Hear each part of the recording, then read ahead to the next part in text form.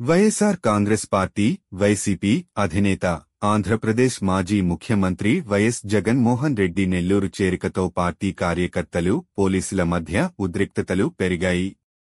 Helipad వద్దకు చేరుకున్న జగన్మోహన్ రెడ్డిని వైసీపీ ప్రతినిధులు, నేతలు సాదరంగా స్వాగతించారు మరియు ఆయనతో కలిసి పర్యటనలో పాల్గొన్నారు. జగన్ నెల్లూరు సెంట్రల్ జైలుకు వెళ్లి అక్కడ ఉన్న మాజీ మంత్రి కాకాణి గోవర్ధన్ రెడ్డిని కలిశారు. ఆ తరువాత మాజీ ఎమ్మెల్యే నల్లపరెడ్డి ప్రసన్నకుమార్ రెడ్డి నివాసానికి వెళ్లే షెడ్యూల్ ఉంది.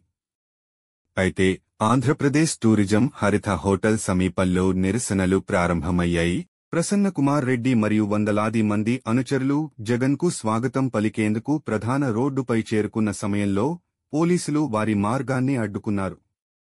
ఇది ఉద్రిక్తతకు దారితీసింది. పోలీసులు గుంపును చెదరగొట్టే ప్రయత్నంలో లాఠీచార్జ్ చేశారు. ఈ సందర్భంగా ప్రసన్నకుమార్ రెడ్డి సహా పలువురు వైసీపీ నాయకులను బలవంతంగా రోడ్డుపై కూర్చోబెట్టారు. నిరసనలు కొనసాగగా మాజీ ఎమ్మెల్యే పోలీసులపై అనవసర దౌర్జన్యం చేశారంటూ ఆరోపించారు. వారు ముందుగానే పోలీసుల సూచనల ప్రకారం నడుస్తున్నారని పేర్కొన్నారు.